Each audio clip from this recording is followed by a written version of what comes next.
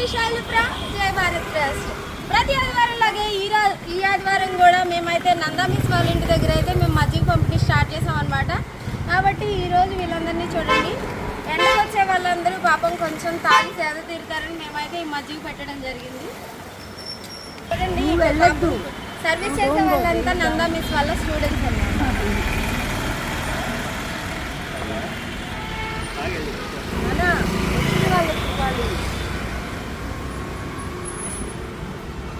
ఇచ్చేసి